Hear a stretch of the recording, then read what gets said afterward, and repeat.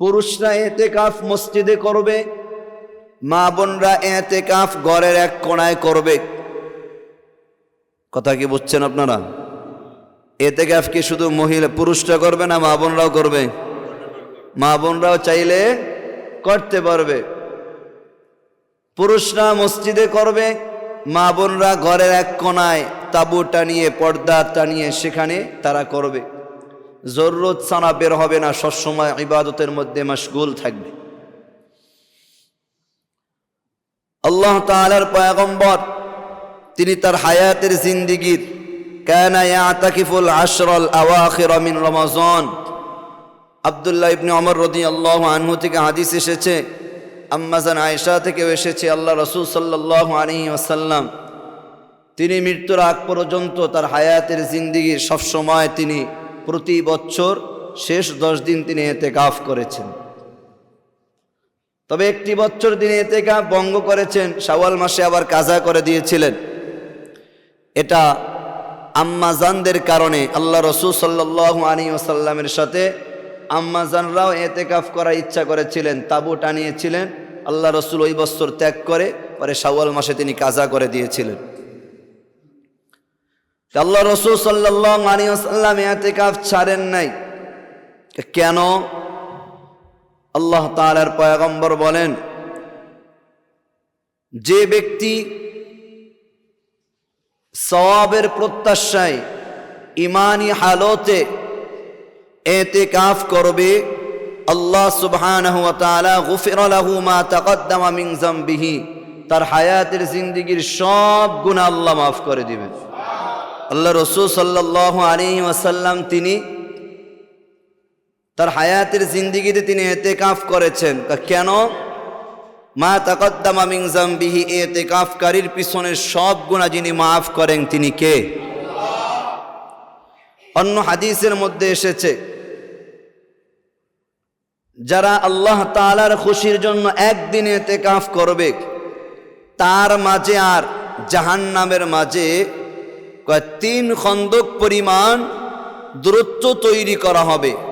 এক এক খন্দক হলো আসমান এবং জমিন, আসমান থেকে জমিন যতদূর, জমিন থেকে আসমান যতদূর, এইরকম 3 খন্দক পরিমাণ জাহান্নাম ইতিকাফকারী থেকে দূরে আল্লাহ সরিয়ে রাখবেন যারা ইতিকাফ করবে। এই জন্য যারা নিয়ত করেছেন আলহামদুলিল্লাহ, আল্লাহ তাআলা আপনাদের হায়াতের জিন্দেগীর গুনাহগুলো মাফ করুন, বলেন আমিন।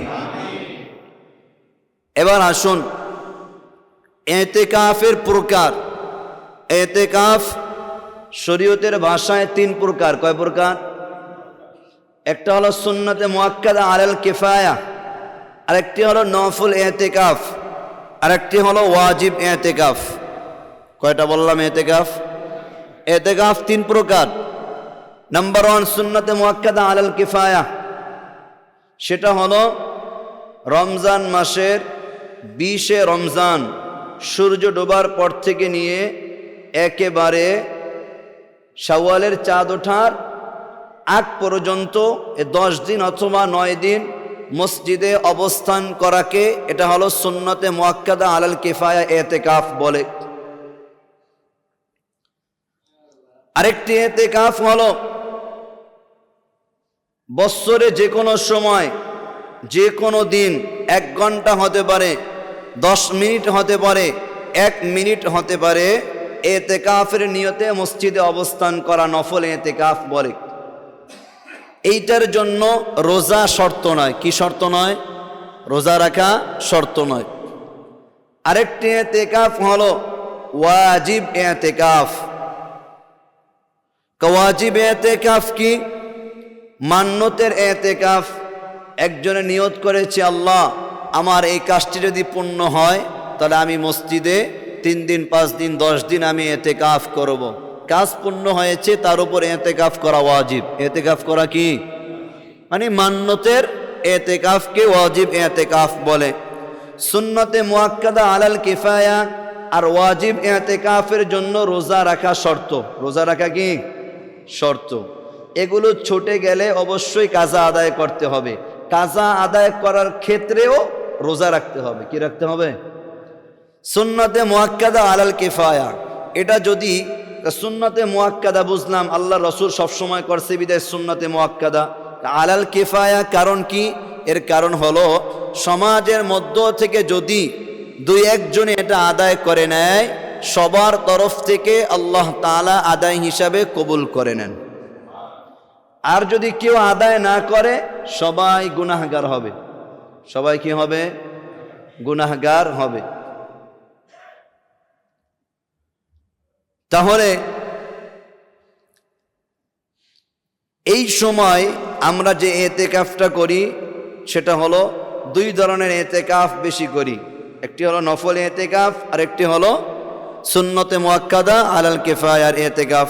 কেউ যদি ওয়াজিব করতে চায় করতে পারবে, সমস্যা নেই। তবে দুই ধরনের এতেকাফ বেশি করা হয়। এর মধ্য থেকে একটি হলো সুন্নতে মুআক্কাদা আলাল কিফায়া, যেটা আজকে কত রমজান? 20 রমজান। সূর্য ডোবার পূর্বে মসজিদে অবস্থান করবে, শাওয়ালের চাঁদ ওঠার পরে মসজিদ থেকে বিদায় নিবে। এটাকে বলা হয় সুন্নতে মুআক্কাদা আলাল কিফায়া। এই এতেকাফ আল্লাহর রসুল হায়াতের জিন্দিগিতে সব সময় করেছে। আল্লাহ তাআলার পয়গম্বর বলেছেন, যারা করবে আল্লাহ তাআলা তার হায়াতের জিন্দিগির সব গুনাহগুলো মাফ করে দিবেন। একটু কষ্ট করে হাতটা উঠাবেন। আপনাদের মধ্য থেকে কারা কারা নিয়ত করেছেন, হুজুর ইনশাআল্লাহ আমি এতেকাফ করব, আল্লাহু আকবার বলে একটু হাতটা জাগান। 1 জন, 2, 3, 4, 5 জন। আলহামদুলিল্লাহ। আল্লাহ তাআলা কবুল করুন, বলেন আমিন।